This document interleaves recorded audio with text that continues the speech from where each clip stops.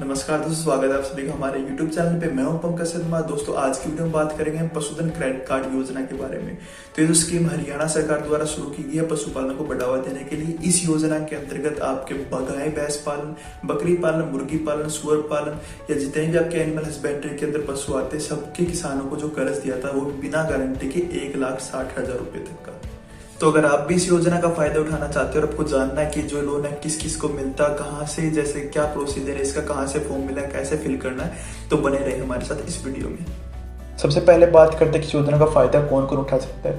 तो हर कोई इंसान जो कि हरियाणा का स्थायी निवासी है, जिसके पास डोमिसाइल या फिर राशन कार्ड है, वो इस योजना का फायदा उठा सकता है। इस योजना के लिए आपको डॉक्यूमेंट्स के रूप में आपका permanent residence certificate, Aadhaar card, PAN card, voter ID card और कुछ पासपोर्ट साइज फोटो लगती हैं। इस योजना के अंतर्गत अगर आपके पास एक गाय है तो आपको 40,783 यानी कि 41,000 रुपये का लोन मिलता है। अगर एक भैंस है तो 60,250 रुपये का लोन मिलता है। अगर आपके पास 2 भैंस है तो आपको 1,60,000 रुपये का लोन मिल जाता है। अगर बात करें पिग्स की यानी कि सुअर की, तो आपको इसमें 16,000 से 17,000 मिल जाते हैं। बकरी के मामले में 4 से 5,000। पोल्ट्री जो कि अंडे देने वाली मुर्गियाँ होती हैं, उनके केस में आपको 700 रुपये पर मुर्गी के हिसाब से आपको मिल जाते हैं। देखिए यहाँ पे ध्यान देने वाली बात है कि बिना गारंटी के इसमें मैक्सिमम लोन आपका 1,60,000 रुपये तक का ही बनता है। इस बारे में और अधिक जानकारी पाने के लिए आप अपने नज़दीकी बैंक या फिर आपके नज़दीकी जो सरकारी पशु अस्पताल है वहाँ पे जा सकते हैं। जो फॉर्म आपको वहीं पे मिलेगा, वहाँ से फॉर्म लेके आने के बाद को फिल करना होता है। फिर वहीं पे या तो बैंक में या फिर आपके सरकारी पशु अस्पताल में आपको उसको सबमिट करवाना होता है। मैं प्रेफर करूँगा आप जो आपके सरकारी पशु अस्पताल है वहाँ पर जाके सबमिट करवाएँ। तो वो फॉर्म कैसे फिल करना है वो भी हम आपको इस वीडियो में बताएंगे। तो दोस्तों कुछ इस तरह का आपका फॉर्म होता है। यहाँ पे सबसे शुरुआत में आपको जो है बैंक का नाम लिखना है। जिस भी बैंक में आपका अभी अकाउंट है आप उसका नाम लिख सकते हैं। मान लीजिए आपका बैंक SBI में है तो आप यहाँ पे SBI का नाम लिख सकते हो। उसके बाद ब्रांच की वो कहाँ पे है तो आपके शहर का नाम लिख दीजिए। उसके बाद यहाँ पे नीचे आपको ब्रांच मैनेजर के नीचे भी आपको जो है उसी शाखा का कहाँ पे है वो लिखना आपको। उसके बाद ये लिखा हुआ है कि ये जो एप्लीकेशन फॉर्म है वो PKCC यानी कि पशुधन किसान क्रेडिट कार्ड के लिए है। तो इसके नीचे जो फॉर A कॉलम है वो फॉर ऑफिस यूज यानी इसमें आपको कुछ भी फिल नहीं करना है। इसमें जो फिल है वो डॉक्टर करेगा या जो बैंकर है वो वेरीफाई करने के बाद इसमें जो फिल करते हैं, तो आपको इसमें कुछ भी फिल। उसके बाद है आपका कॉलम B जिसमें कि आपको आपका पर्पज़ क्या है और कौन सा आपको लेने ना वो बताना आपको। तो इसमें आपको एक कॉलम में लिखना है PKCC यानी कि पशुधन किसान क्रेडिट कार्ड के लिए आप आवेदन कर रहे हो। उसके बाद C कॉलम में आपको जिस भी नाम से या फिर जो कोई भी लोन ले रहा है, चाहे वो एक महिला है या पुरुष है, आपको उसका नाम लिखना है कि date of birth, age, gender और आधार नंबर लिख सकते हो। और यहाँ पे आप किसी भी आपके वोटर ID, ड्राइविंग लाइसेंस या फिर पैन कार्ड में से किसी एक का नंबर जो आप यहाँ पे डाल सकते हो। तो कोई लेडी जिसके लिए अप्लाई करती है तो उसको वाइफ के बाद अपने जो है पति यानी हस्बैंड का नाम डालना होता है। अगर कोई पुरुष अप्लाई कर रहा है तो उसको जो अपने सन ऑफ यानी उसके फादर साहब का नाम आपको डालना होता है। उसके बाद आपको नीचे फैमिली मेम्बर्स की डिटेल देनी है। यहाँ पे आप जो जितने भी आपके फैमिली मेम्बर्स हैं उनके बारे में बता सकते हैं, उनकी एज, जेंडर और जिसने भी फॉर्म के लिए अप्लाई किया उसके साथ उसका रिलेशनशिप क्या है वो आप यहाँ पे लिख सकते हैं। ऑक्यूपेशन है कि वो काम क्या करता है, आप इसके बारे में लिखना चाहें तो लिख सकते हैं, नहीं तो इसको यहीं पे छोड़ सकते हैं।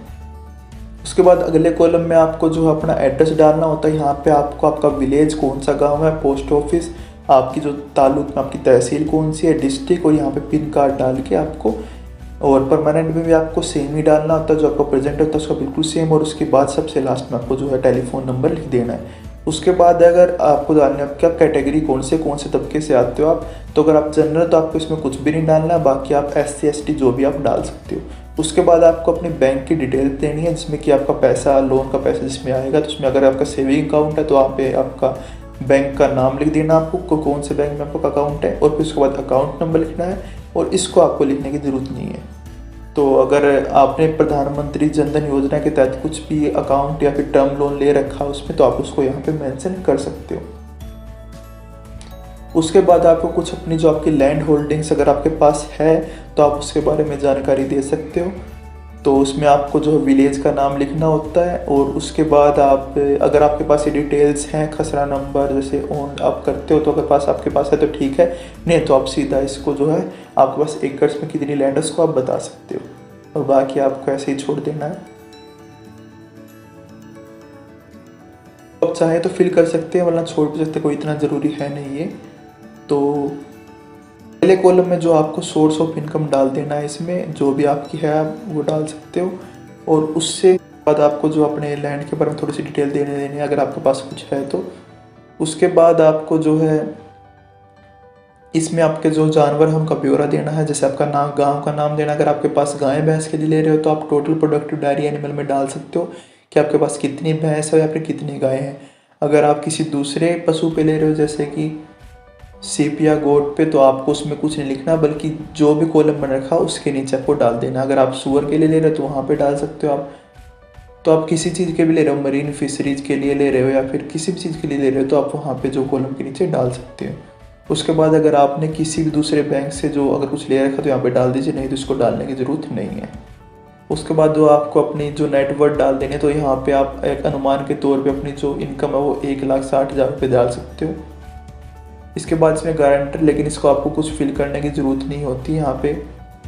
और सबसे लास्ट में जहाँ पे कॉलम होता है तो यहाँ पे गारंटर खुद भी बन सकते हो, आपका नाम, आपकी एज और वो सब कुछ सेम जो आपको लिख देना है। उसके बाद जो ये कॉलम है डिक्लेरेशन वाला, इसमें आपको जो है कुछ लोगों के साइन करवाने होते हैं, चाहे आपके फैमिली मेम्बर हो या पड़ोसी, आप उनसे जो है साइन यहाँ पे करवा सकते हो। और सबसे लास्ट में जो है आपको अपना जिसने भी जिसके नाम से आपने अप्लाई किया है उसको यहाँ पे जो है सिग्नेचर करना होता है। अगर आपको सिग्नेचर नहीं करना नहीं आता तो यहाँ पे अंगूठा भी लगा सकते हो। उसके बाद आपको जो है डेट फिल करनी है और कहाँ पे जिस साइन किया आपने अपने गांव का नाम फिल कर सकते हो आप। इस एक्नॉलेजमेंट में आपको कुछ भी फिल नहीं करना है। इसमें जो आपका सारा ऑफिस वर्क आता है वो जो वहाँ के मैनेजर होते हैं बैंक के या फिर जो कर्मी होते हैं बैंक के उनको फिल करना होता है। सबसे लास्ट में आपको यहाँ पे कुछ डिटेल्स दे रखी है कि आप कौन से जो आइडेंटिटी के प्रूफ, तो प्रूफ ऑफ आइडेंटिटी में आप कोई भी आपका voter ID card, driving licence लगा सकते हो।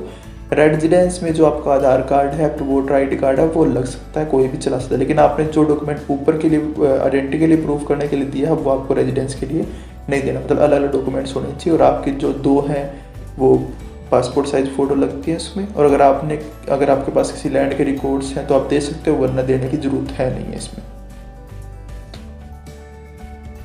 तो दोस्तों कुछ ऐसे आपको जो एप्लीकेशन फॉर्म फिल करना, और ये मैं ऐसे नहीं बता रहा हूँ, ये मैंने पूरा जो आपके पशु अस्पताल में डॉक्टर्स होते हैं जिनको जिम्मेवारी दी गई है फिल करने की, उनसे पूरा पूछ के तब आपको बताया है।